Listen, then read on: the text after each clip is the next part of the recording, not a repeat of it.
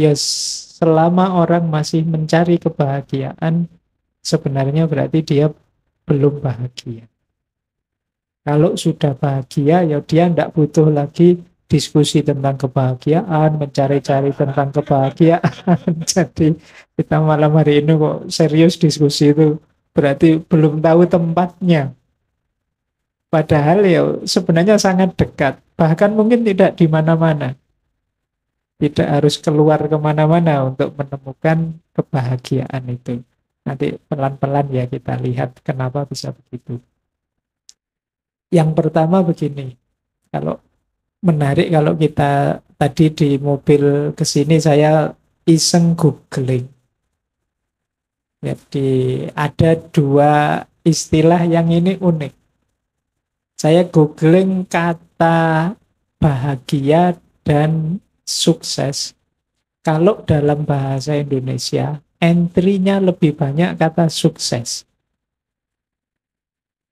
Sementara kalau dalam bahasa Inggris, happiness and success lebih banyak entry happiness. Nanti boleh dicek ya.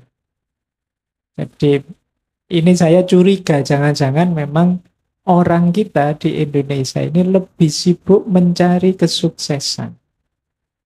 Sementara yang di Barat yang pakai bahasa yang tidak Indonesia, yang pakai bahasa Inggris itu banyak yang mencari kebahagiaan. Nah ini unik. Karena kalau katanya Hamka kan orang itu mencari yang belum dimiliki. Nah, cuma saya juga agak meragukan tesis ini. Kita itu mencari sukses karena belum bahagia, ataukah kita itu menganggap sukses dan bahagia itu sama, atau jangan-jangan kita menganggap yo sebelum kita sukses tidak mungkin bahagia, atau kita bahagia sih sudah Pak, cuma suksesnya yang belum. Apa bisa begitu? Nah ini menarik, nanti teman-teman coba mikir belitan-belitan kata ini ya. Teman-teman kuliah kan kalau diucapin selamat lulus kan selalu semoga sukses ke depannya. Coba perhatikan kalau pas wisuda itu, sebagian besar ucapan selamat sukses, bukan bahagia. Doa bahagia itu biasanya kalau pas kawin. Semoga bahagia itu. Tapi kalau pas lagi wisuda atau anu apa itu biasanya doanya doa sukses. Semoga sukses ya, semoga berhasil ya. Nah ini mungkin sisi-sisi yang perlu kita dalami tentang apa itu kebahagiaan. Baik, kita masuk ke beberapa konsep. Saya tidak tahu nanti mana bagian yang filsafat, yang barat, mana yang Islam. Pokoknya tak campur saja ya. Sopo ngerti nanti tiba-tiba di situ ketemu, oh ternyata itu bahagia. Nanti ini mix antara para filosof Yunani plus filosof Muslim plus filosof Barat dan lain sebagainya. Pokoknya dicampur-campur sailing saya. Nah, saya awali begini. Keywordnya bahagia dari filsafat-filsafat yang pernah saya bahas, sebagian besar juga pernah dibahas di ngaji filsafat di masjid. Keywordnya ternyata 3 bahagia itu. Yang pertama adalah pengetahuan dan kesadaran. Yang kedua adalah penerimaan. Dan yang ketiga, kondisi jiwa. Ini nanti jadi kunci dari apa yang kita sebut sebagai kebahagiaan. Yang pertama, ilmu atau pengetahuan. Ini bisa kita temukan misalnya dalam tradisi filsafat Yunani kuno, Sokrates dan murid-muridnya, Plato dan Aristoteles. Mereka ini punya aliran sendiri yang dikenal sebagai eudaimonisme atau eudaimonisme, ada yang bilang seperti itu. Daimon itu artinya jiwa. Jadi filsafat mereka itu tujuan puncaknya adalah ketentraman, kenyamanan jiwa atau kebahagiaan. Jadi dasarnya kebahagiaan, kata Socrates, nanti dilanjutkan oleh dua-duanya muridnya, Plato dan Aristoteles, itu pengetahuan. Jadi tidak mungkin orang yang bahagia itu tanpa landasan pengetahuan. Logika mereka begini, orang itu bisa bahagia kalau melakukan hal-hal yang utama. Hal yang utama sebut saja kebaikan-kebaikan, sederhananya itu. Kalau bahasa Yunaninya arete. Orang untuk tahu mana yang utama dan mana yang tidak, itu dasarnya pengetahuan, ilmu. Jadi tanpa ilmu, kita sulit bahagia. Makanya ketika ada hadis tolabul ilmi faridotun, itu saya membacanya, Rasulullah itu memang sangat ingin kita bahagia. Makanya kita disuruh mencari ilmu. Ini bukan beban, kita diwajibkan mencari ilmu itu. Itu sebenarnya sayangnya beliau. Sayangnya Allah juga pada kita, maka kita diminta mencari ilmu. Makanya dulu Nabi Adam sebelum diturunkan ke bumi ini, dibekali oleh Allah bekalnya ilmu. Wa 'allama Adamal asma'a kullaha. Demi apa? Demi Adam bisa bahagia. Jadi karena memang Allah itu inginnya kita itu bahagia. Berarti keyword pertama orang bisa bahagia itu kan banyak apa orang tidak pinter terus bahagia.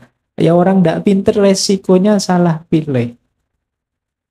Pilihan-pilihan tindakannya bukan keutamaan. Mungkin saja dia menemukan sesuatu yang menyenangkan, cocok, sesuai, tapi begitu bukan keutamaan ya nanti seperti Mas Alvin tadi, senengnya cuma sementara. Jadi seneng jangka pendek. Jadi menarik ya, seneng jangka pendek ini kalau dalam teori psikologi barat itu ada pembagian, seneng itu ada durasinya.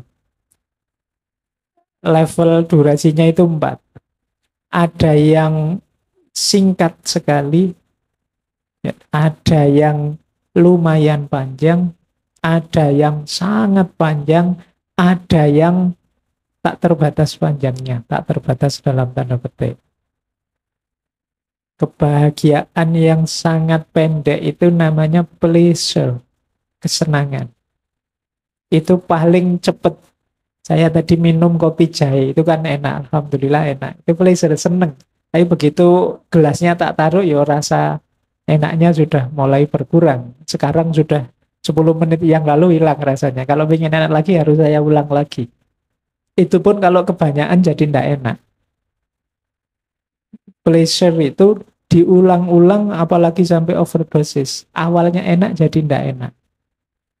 Ini rumus teman-teman. Jadi kalau ada kesenangan apapun, kalau ingin enaknya long lasting lama, jangan boros.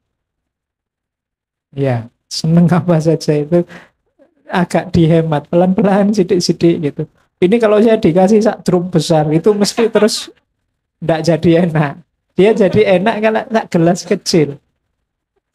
Iya, kadang-kadang kopi itu kan lebih mahal yang cuma iya, pakai cangkir kecil itu. Itu malah bikin nagih, tapi yang pakai gelas besar tidak terlalu bikin nagih, wong kita menghabiskannya juga mati-matian.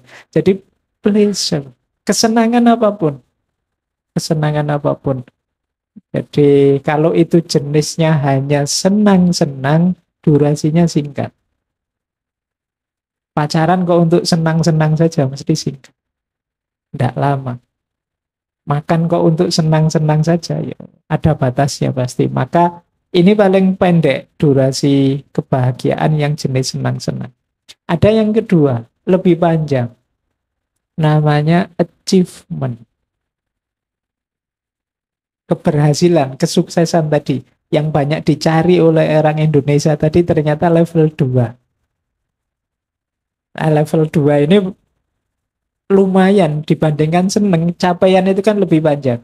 Kalau tadi makan itu begitu kenyang nikmatnya habis, tapi kalau capaian misalnya wisuda, itu kan senengnya agak panjang. Meskipun setelah wisuda ya sumpek juga. Tapi kan lumayan lebih panjang daripada makan. Kita berhasil apa itu kan alhamdulillah. Senengnya agak panjang kalau itu achievement, capaian. Berarti kalau teman-teman sedang pleasure ya naikkan levelnya jadi achievement. Jadi achievement itu dalam kesenangan yang sama itu saya bisa bikin prestasi. Hubungan antara makan dan puasa misalnya. Wah, saya berhasil puasa sehari. Ini achievement. Nikmatnya makan jauh lebih panjang. Jadi, baik. Jadi ini lebih dahsyat panjangnya achievement.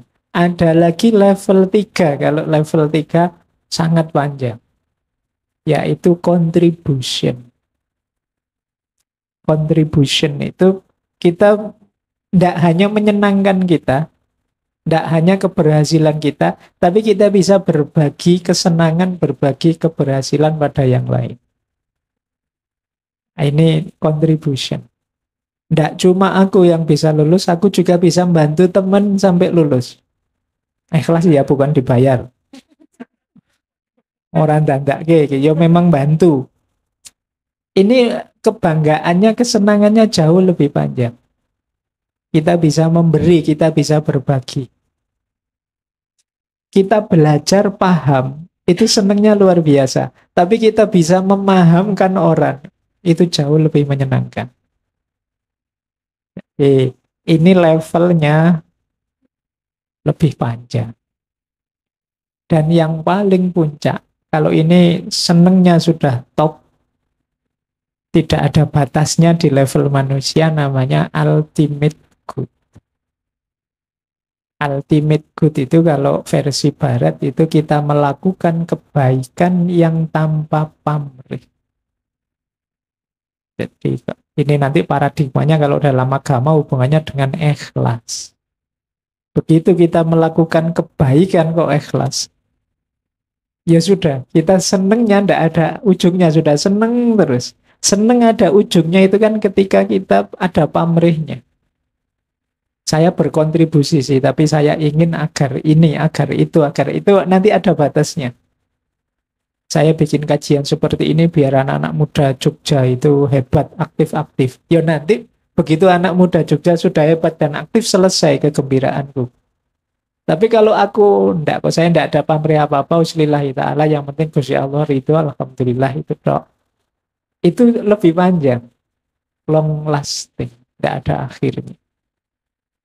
Jadi maka ini teori barat sebenarnya, boleh kalau teman-teman jadikan referensi kalau ingin kebahagiaan yang durasinya lebih panjang.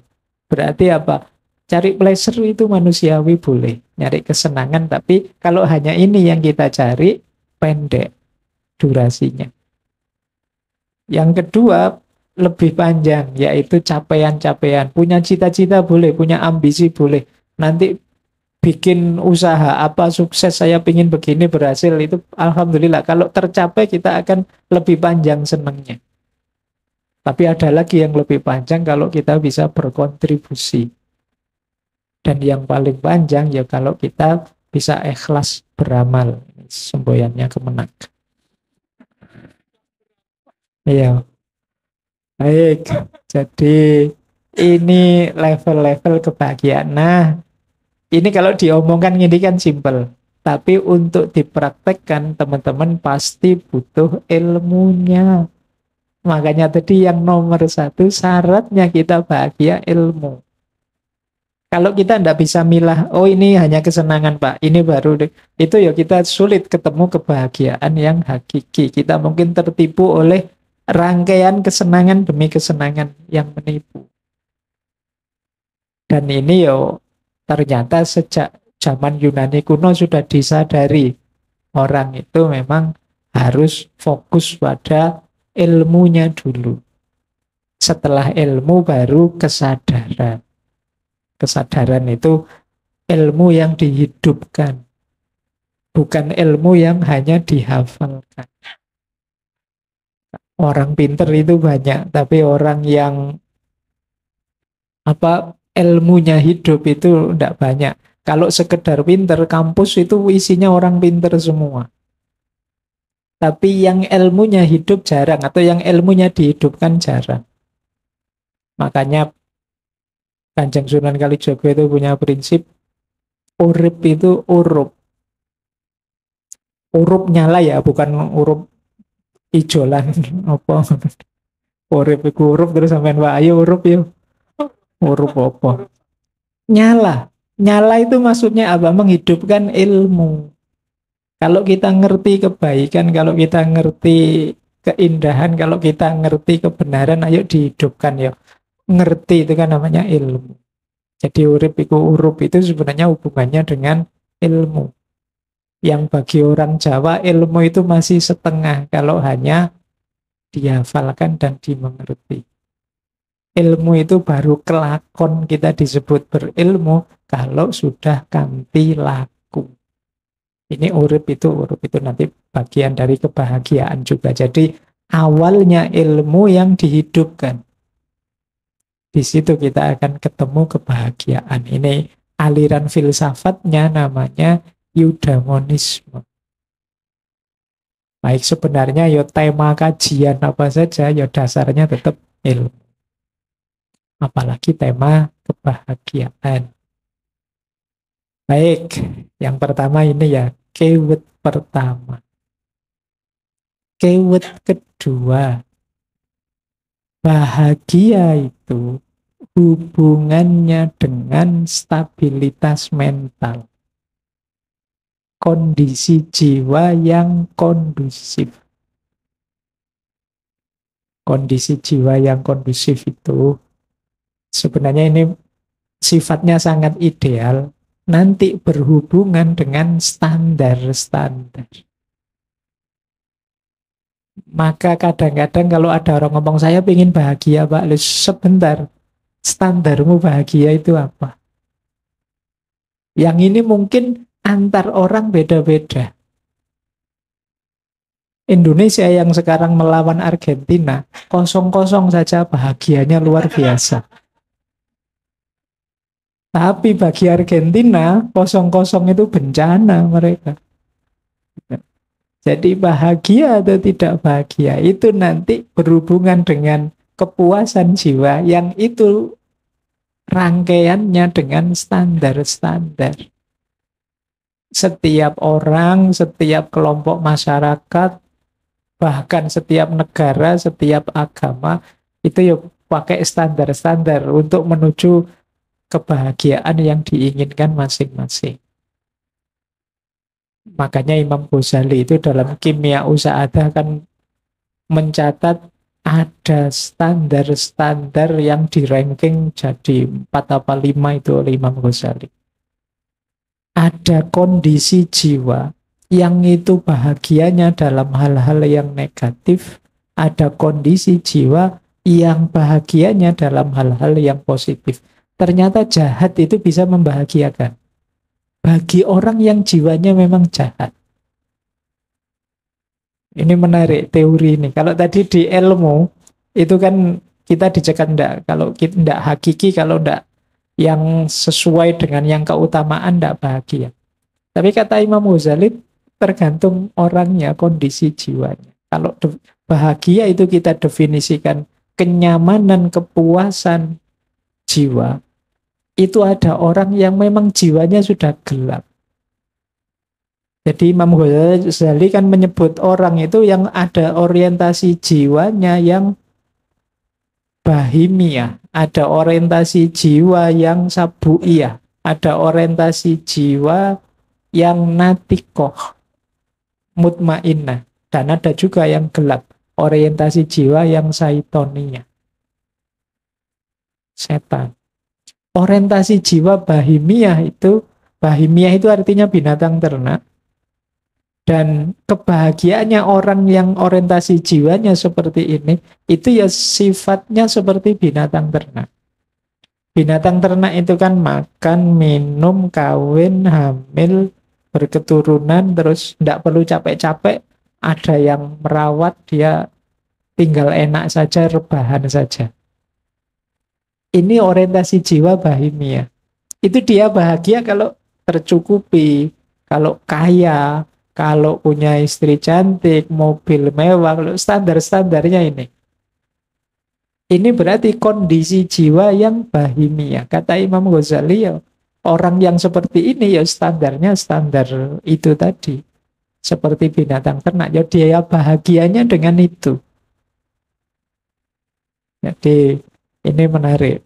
Sebenarnya rangkaian kajian kebahagiaan itu harus disambungkan dengan kebenaran, nanti dipuncai dengan keadilan.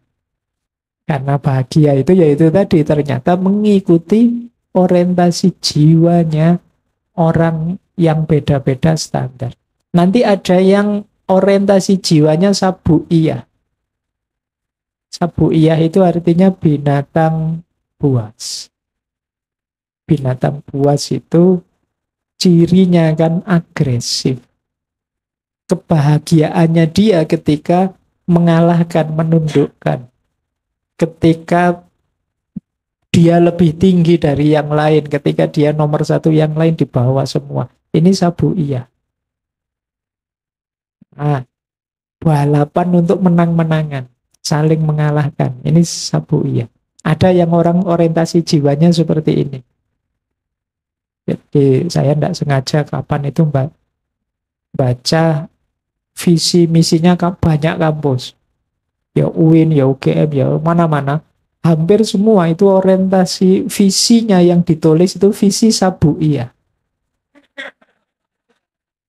Ingin unggul, ingin menang, wis pokoknya lah ya menjadi yang terbaik, menjadi kuabe pengen terbaik itu kan berarti iya, perlombaan menang-menangan.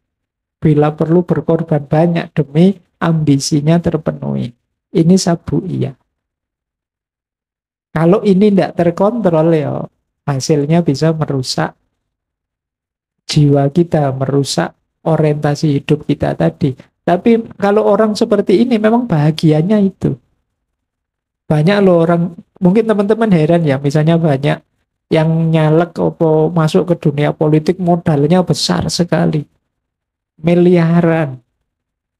Jadi bisa 5M, 10M saya kemarin diceritain sekitar itu. Loh, uang sebesar ini tuh kan besar. Kita kan mikirnya, alah mau ya dipakai bisnis, buka cabang basa-basi yang baru kan lebih enak gitu Pak Edi. Daripada lah masuk gitu. Loh, kok mau-maunya orang begitu, orientasi jiwanya memang ke sana. Itu yang disebut sabu'iyah. Kebahagiaannya ketika dia menang atas yang lain. Nah, cuma ini tidak berlaku bagi yang sepak bola ya. Nanti sepak bola ngalah-ngalahan enggak enak. Oke, sepak bola ya memang biar menang, tapi kan enggak satu-satunya itu. Kan enggak lucu buat sepak bola masuk. Monggo kalau mau dimasukkan, karena kan enggak enak. Ya kan, nanti yang mau dimasukkan, wah mboten sungkan saya monggo anu saja. Oh ya, enggak seru. Ya sepak bola ya sabu'iyah lah, menang-menangan. Kalau sudah menang ya selesai, enggak pakai bangga-banggaan, dan itu bukan puncaknya capek. Kita sering tertipu di situ karena kita mengemari apa itu dianggap puncaknya capaian itu ketika menang mengalahkan yang lain. Ini sabu'iyah. Yang stabil memang yang mutmainnah. Nanti saya jelaskan tersendiri yang mutmainnah ini. Tapi yang banyak juga kata Imam Ghazali yang saitoniyah. Saitoniyah itu yang kebahagiaannya adalah ketika musuhnya orang yang dia benci hancur rusak, ndak apa-apa kalau aku juga ikut hancur rusak. Cirinya orang Saitonia antara lain kata Imam Ghazali kalau dia batinnya dengki, hasad. Orang dengki itu kan segala cara ditempuh biar orang yang dia dengki hancur. Aku kalah juga ndak apa-apa, aku rusak ndak apa-apa, aku keluar modal banyak ndak apa-apa asal dia hancur. Ini setan. Setan itu kan waktu oleh Allah ditegaskan kamu tempatmu neraka, itu ya dia ndak apa-apa sih, tapi beri saya waktu untuk menyesatkan sebanyak mungkin anak Adam. Dan ternyata yo di antara kita yo banyak yang perilakunya setan. Contoh paling sederhana, misalnya banyak hoax kita temukan di medsos. Itu loh yang bikin berita bohong itu kan tahu kalau itu bohong. Nggak apa-apa bohong, yang penting musuhku jatuh namanya. Ini setan nih, Saitonia.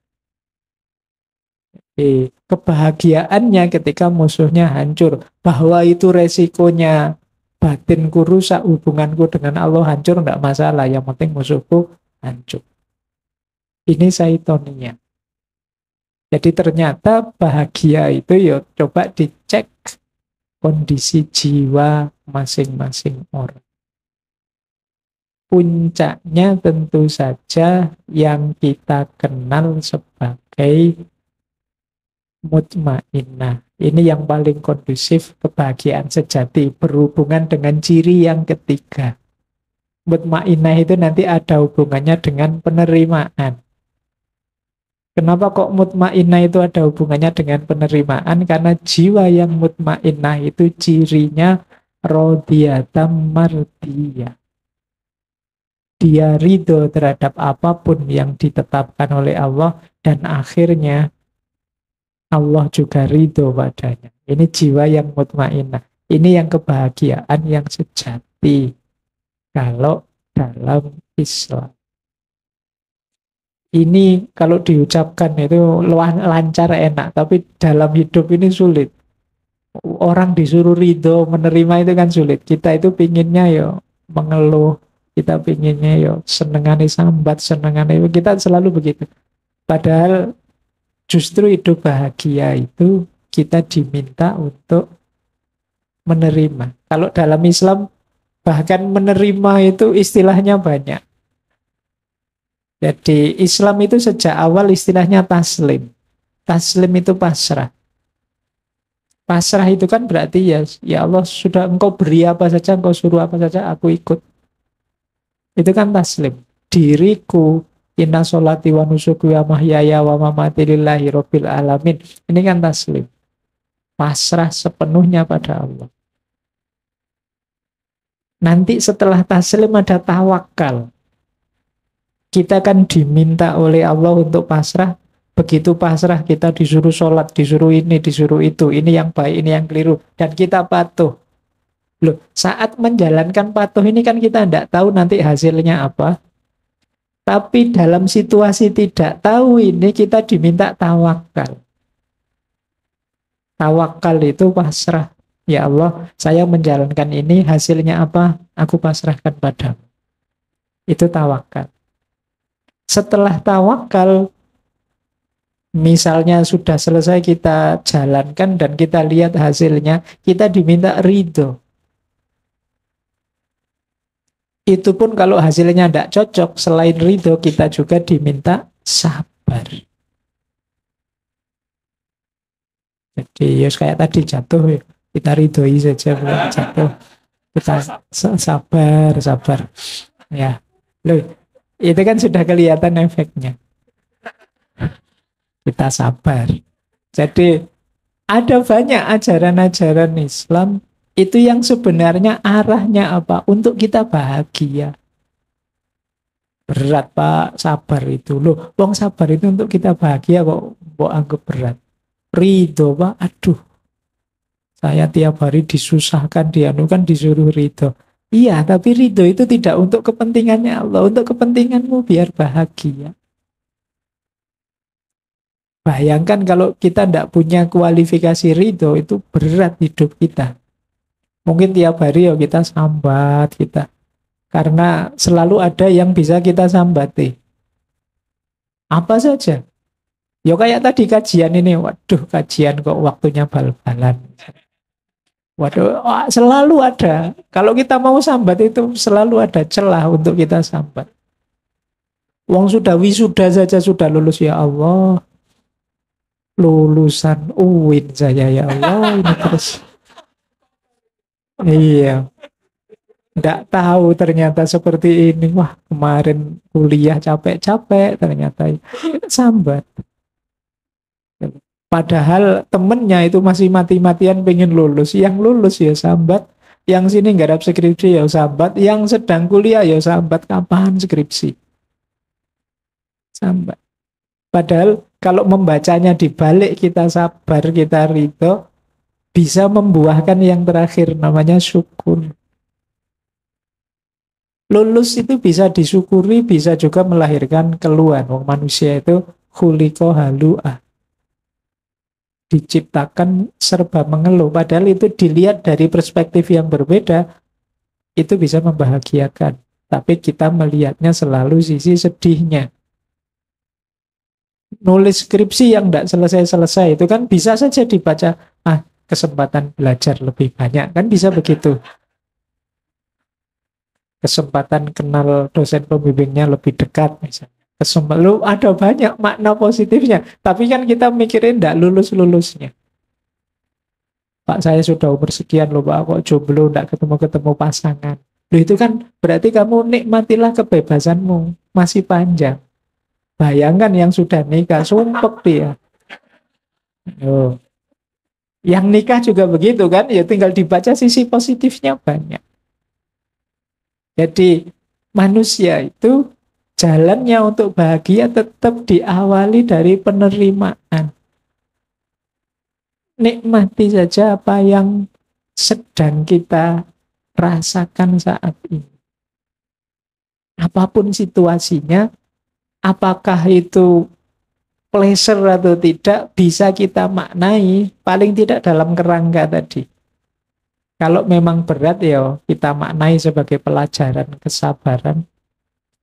Kalau enak, ya kita maknai pelajaran untuk memudahkan ridho dan syukur. Kalau memang tidak jelas, ya pelajaran untuk tawakal.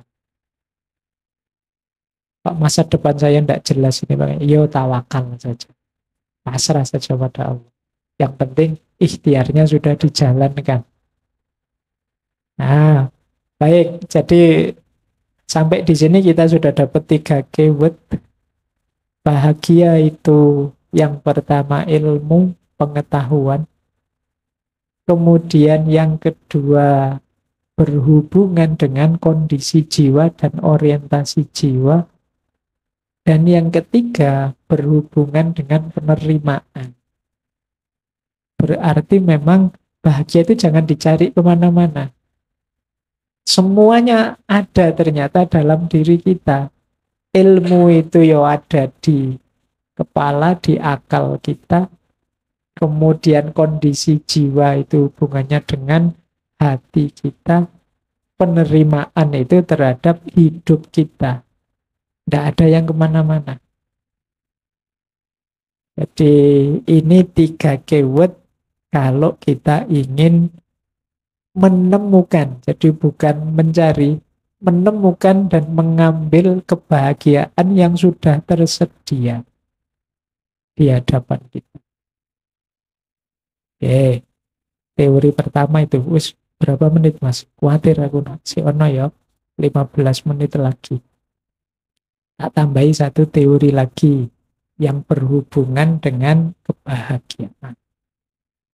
Nah, jalan untuk menuju kebahagiaan, kalau dalam filsafat barat, itu ada beberapa tipe. Yang pertama, ada tipe yang fokus pada orangnya. Jadi bahagia itu kuncinya orangnya. Yang kedua, ada yang bahagia itu kuncinya pada target-target dan standarnya. Jadi target dan standar itu orang bisa bahagia itu kalau mencapai ini, mencapai itu, melakukan ini, melakukan itu.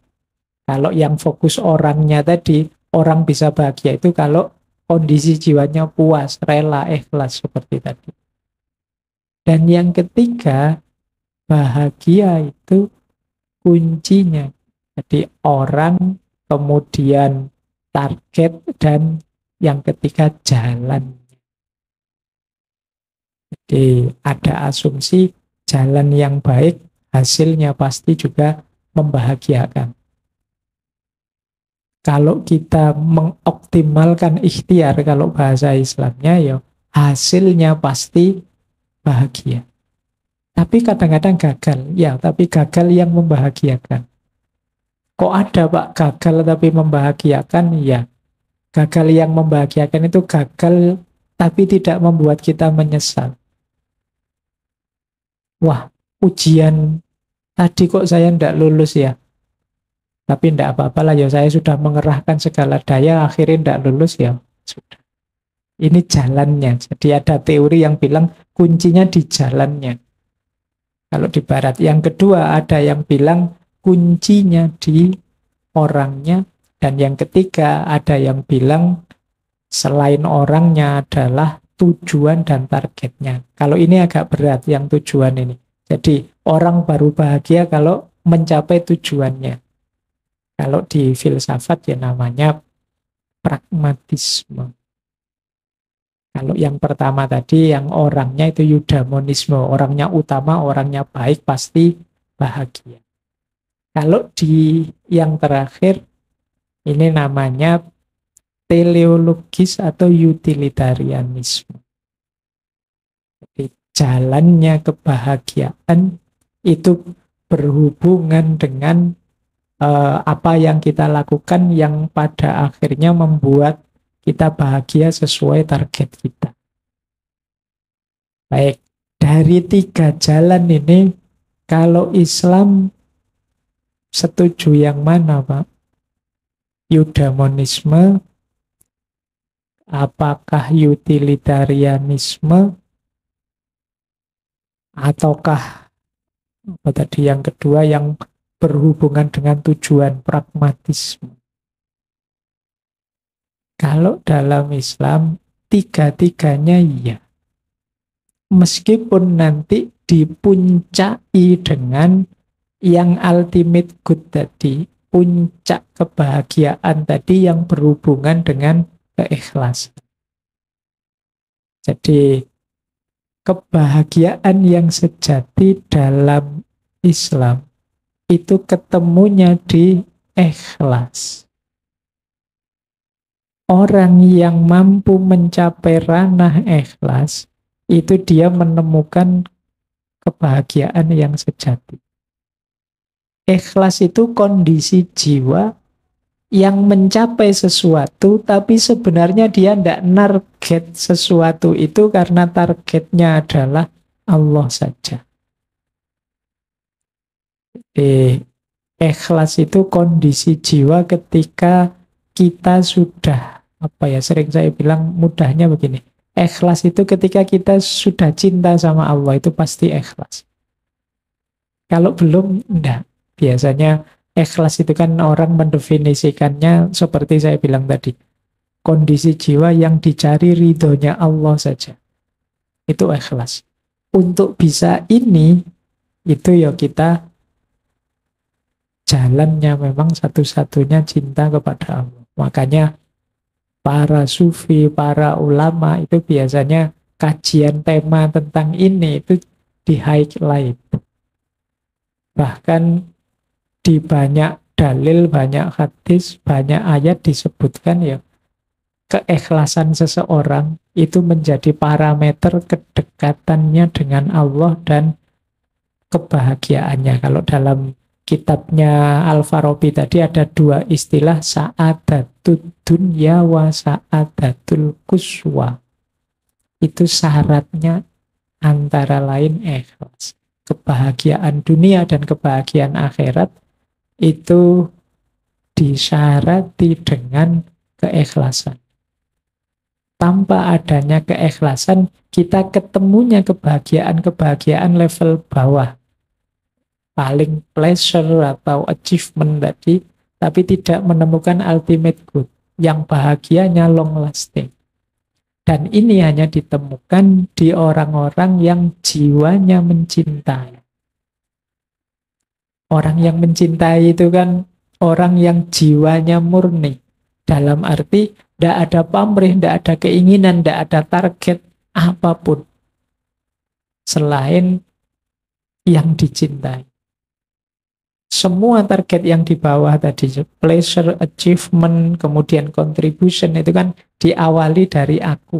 pada akhirnya untuk kebahagiaanku. Tapi begitu masuk ikhlas tidak. Kebahagiaannya tidak terletak dalam dirinya, tapi terletak di yang dicintai. Ini teori yang agak berbeda dengan konsep sebelumnya tadi ya. Ternyata ada jenis kebahagiaan yang itu tidak terletak dalam diri kita. Adanya bahagia itu terletak dalam yang dicintai.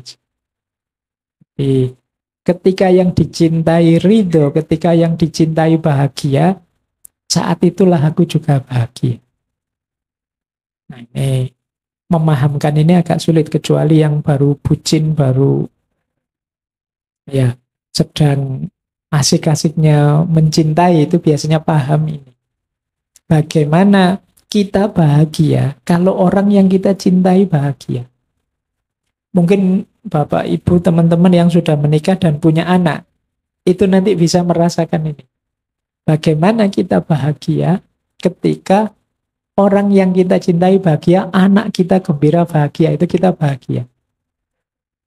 Anak kita lulus TK saja dan diwisuda, meskipun sekarang diprotes. Itu kita bahagianya setengah mati, fotonya di-share kemana-mana. Padahal dulu waktu kita lulus tidak begitu. Jadi bahagianya anak kita jauh lebih membahagiakan kita daripada bahagia kita sendiri. Nah, ini paradigma cinta yang kalau dihubungkan dengan Allah, ketemunya paradigma ikhlas.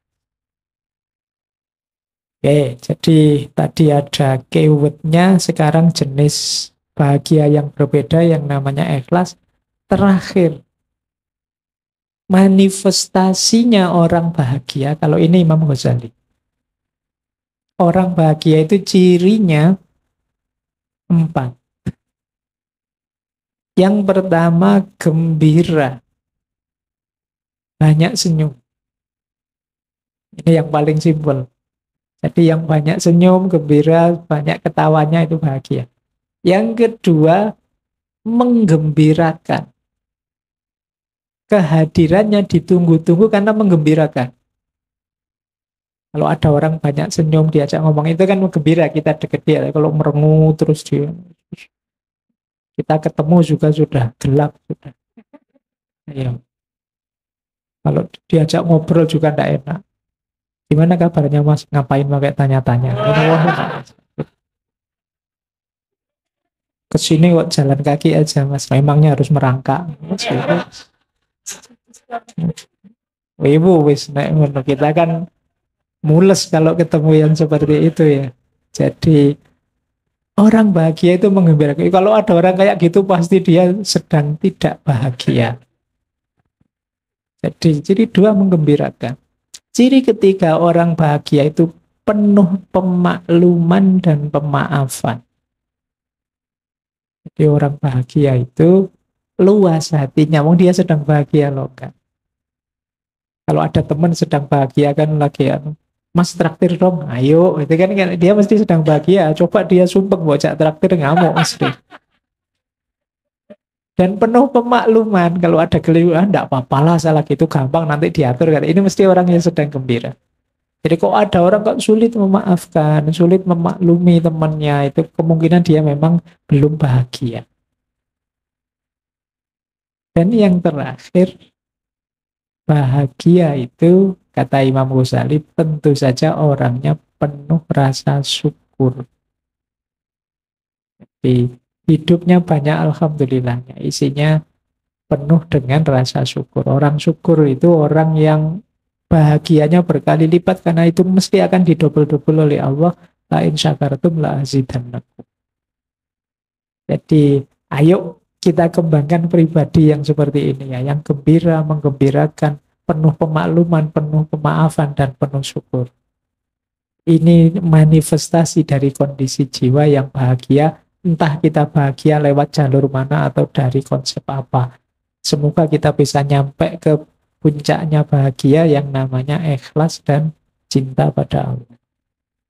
Dulu saya ingat seorang guru saya zaman di pondok itu kan ada santri yang persis begitu. Setelah diceramai ustadznya, dia bilang, wah ya Kalau diceramahkan enak Ustadz, tapi dijalani tidak gampang-gampang itu. Berat itu kalau ngalami, saya ngalami sendiri dan lain sebagainya.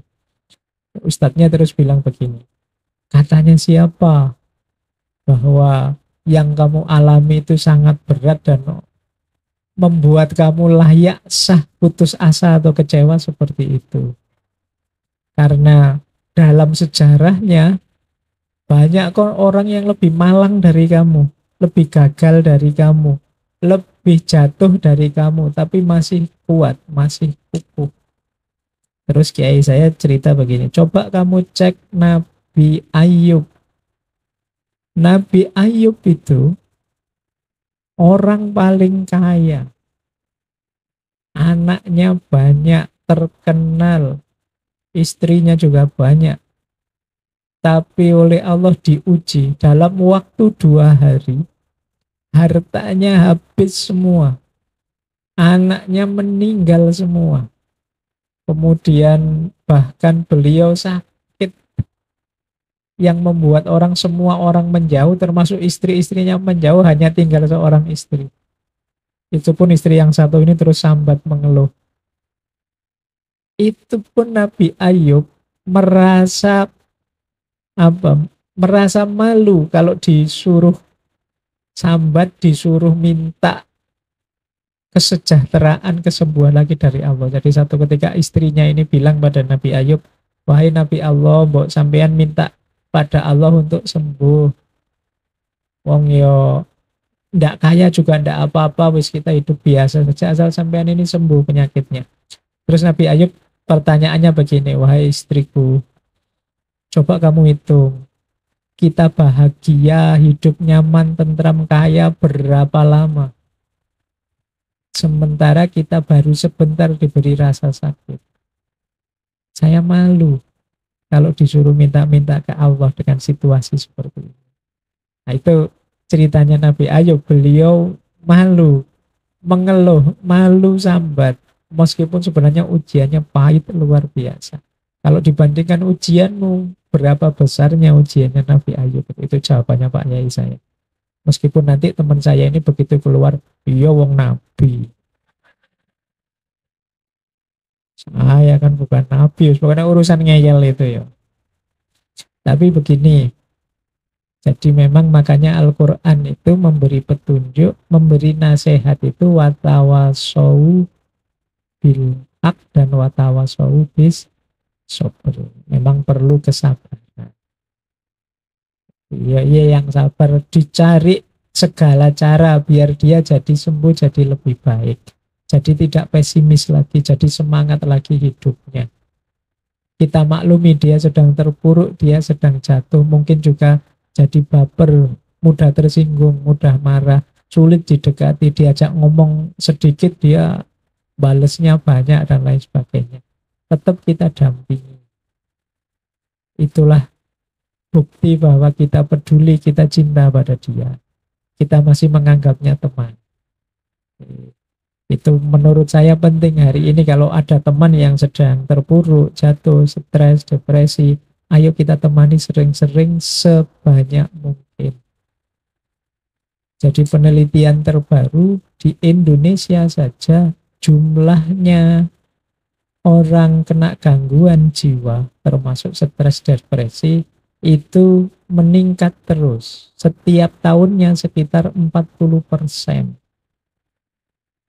Jadi tambah lama tambah banyak orang stres, tambah banyak orang stres. Bahkan ada penelitian juga di seluruh dunia ini, setiap jamnya ada 4 orang bunuh diri. Setiap jam itu kalau dikrus jumlah orang bunuh diri seluruh dunia dengan dibandingkan dengan jumlah jam. Itu setiap jam itu ada 4 orang bunuh diri. Bayangkan kita sudah hampir 2 jam di sini, itu jangan-jangan sudah 8 orang nyawa hilang. Jadi itu situasi hari ini. Dan seperti tadi ya, kepedulian, kebersamaan, saling mengingatkan, itu menurut saya jadi treatment yang perlu kita galakkan. Karena biasanya orang bunuh diri itu secara umum karena dia buntu sudah. Tidak ada teman, tidak ada yang mewadahi pikirannya, tidak ada yang memaklumi. situasinya, dan lain sebagainya. Jadi menurut saya itu, Bu, tidak apa-apa, tidak dipedulikan, tidak apa-apa dibantah, tapi harus tetap sabar ditemani. Karena memang pahit rasanya terpuruk itu, gagal itu. Mungkin kita juga malah dimarah-marahi, kamu enak saja ngomong, kamu serapopo, ngelingi konco, ya kan gitu. Kita temani saja, dan mungkin kemuliaan kita jalannya lewat itu. Dari situ jatuh ridho dan sayangnya Allah, rahmatnya Allah pada kita. Siapa tahu Allah tersentuh oleh kita, terus dibukakan hati teman kita. Karena betapapun kita itu wenang dan kuasanya hanya ikhtiar mengingatkan, menasehati. Kalau memang dia tidak terbuka, ya mau gimana lagi. Rasulullah pernah begitu. Rasulullah itu pernah dakwah dan tidak terlalu sukses. Terus Rasulullah merasa, ya Allah, saya kok tidak canggih, tidak pinter gini ya dakwahnya. Kok banyak yang tidak mau diajak masuk dalam Islam. Terus turun ayat, innaka la tahdi man ahbabta. Wahai Muhammad, bukan engkau yang memberi hidayah orang yang engkau inginkan, tapi Allah lah, walakin Allah yahdi may yasha'u min ibadi. Jadi Allah lah yang memberi hidayah. Dia sadar atau tidak, terbuka hatinya atau tidak, itu ya sepenuhnya haknya Allah. Kuasa kita hanya mengingatkan, menasehati. Nah, seperti rumusnya kebahagiaan tadi, cirinya orang bahagia harus sadar batasnya. Oh, batas saya hanya sampai di titik menasehati, mengingatkan. Bahwa dia terus ngeyel, hatinya tertutup, yaitu sepenuhnya Allah yang menentukan. Biar kita terus tidak ikut-ikutan stres. Jangan sampai kita sudah menasehati serius-serius, dibantah, kita tambah kemerungsung, nasihati lagi, sesuai stres bareng akhirnya. Jadi semoga tidak terjadi stres bareng tadi ya. Watawasau bil haq, watawasau bis sabr. Baik, itu untuk Bu Anjari. Yang kedua, Pak Syamsul. Wah, ini mirip juga. Ikhlas, ridho itu enak Pak, luar biasa. Tapi gimana cara tercepat, cara paling mudah? Pak Syamsul ini ternyata generasi Z. Iya. Cirinya generasi Z itu kan pengen serba cepat, pengen serba segera jadi. Tapi tidak bisa. Jadi ikhlas, ridho itu kalau bahasa psikologi namanya karakter. Kalau bahasa agama namanya akhlak. Akhlak dan karakter kalau definisinya Imam Ghazali kan sesuatu yang tertanam di dalam diri, yang tidak diragukan lagi, yang itu mendorong perbuatan tanpa harus berpikir panjang. Jadi kalau itu karakter, dia tertanam. Berarti apa? Butuh proses pasti. Tidak ada jalan instannya. Instan bisa, misalnya Pak Samsul kemana-mana bilang, saya ridho, saya ikhlas. Tapi kalau dalamnya tidak ridho, tidak ikhlas, ya. Kalau instan saja itu biasanya lahirnya pencitraan. Jadi pencitraan itu dari luarnya sih ngomongnya ridho, tapi dalamnya ganjelnya luar biasa. Ikhlas saya, nggak apa-apa, kamu bawa lari uang saya, ikhlas. Ngomong ikhlasnya karo iya, tentang itu. Nah, jadi tidak ada jalan instan. Makanya Imam Ghazali ngasih rumus. Jadi kata Imam Ghazali, untuk menumbuhkan akhlak diawali dari apa? Saya pakai bahasa Indonesia saja ya. Kalau di bahasa Indonesia kan agak menarik.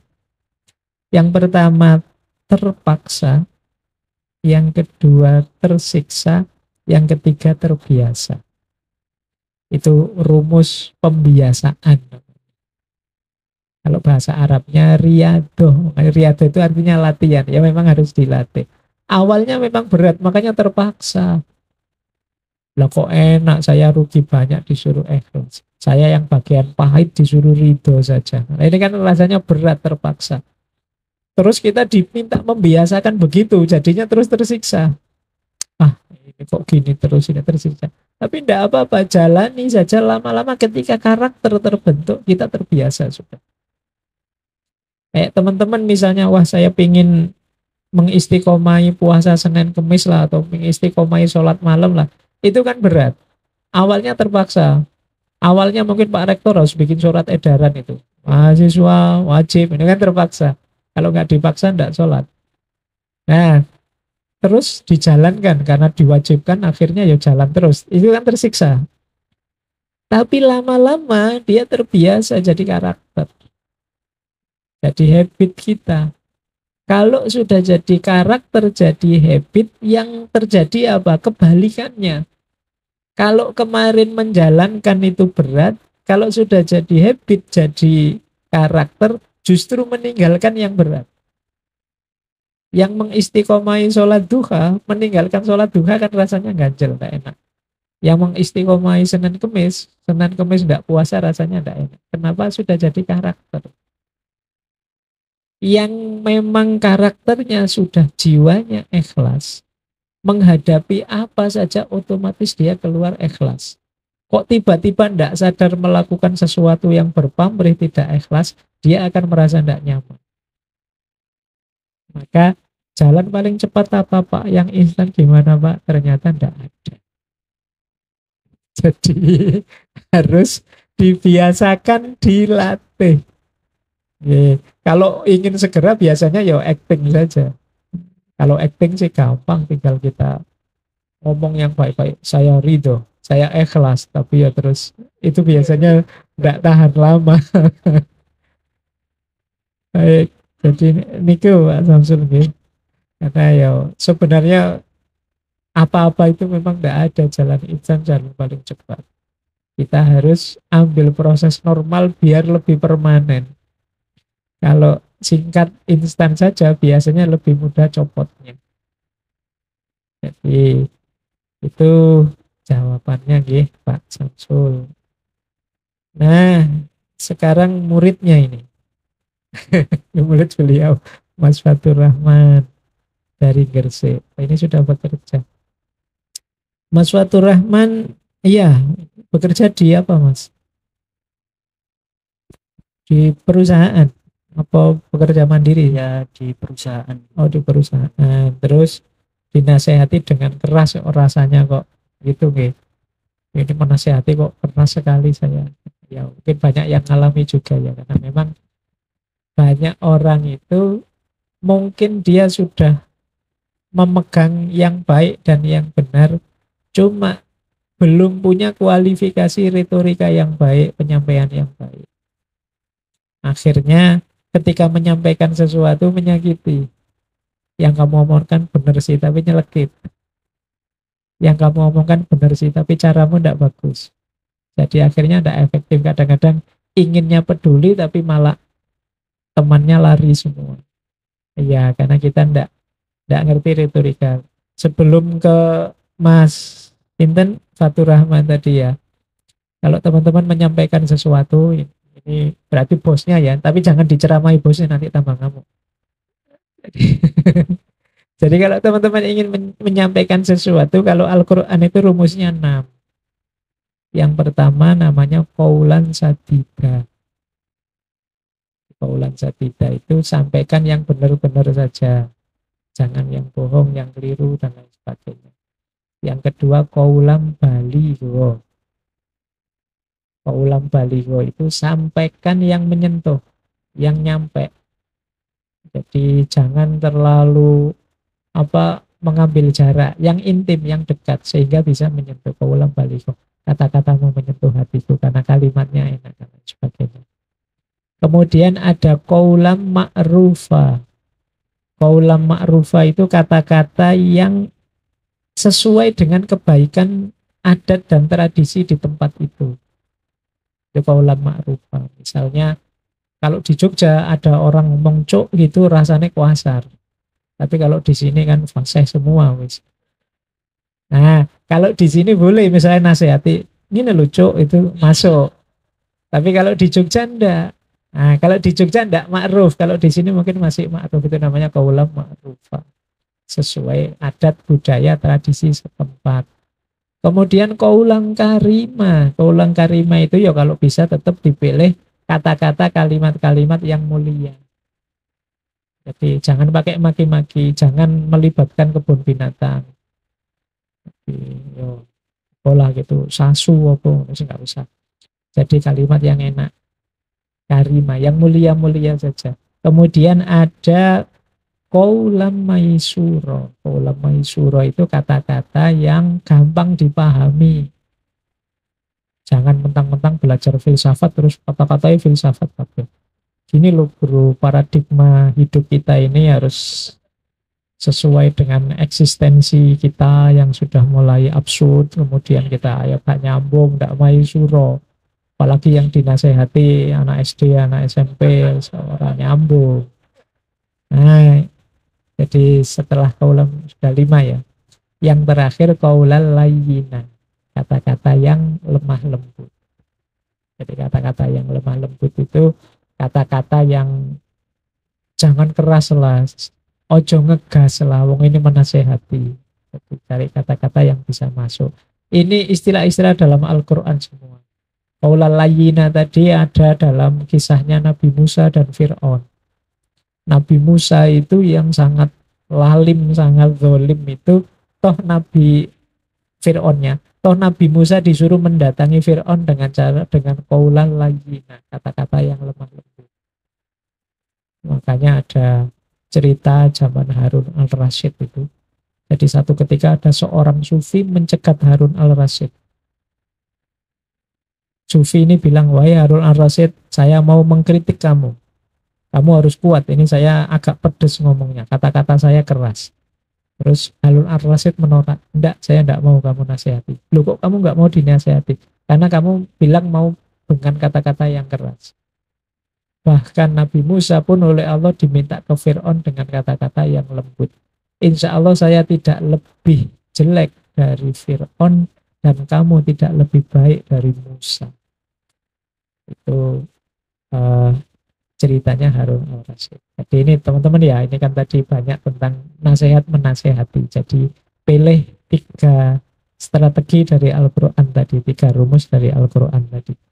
Nah saya lanjutkan, ini karena jawabannya Mas Fatur Rahman mirip dengan pertanyaannya Mas Maulana Fajaruddin.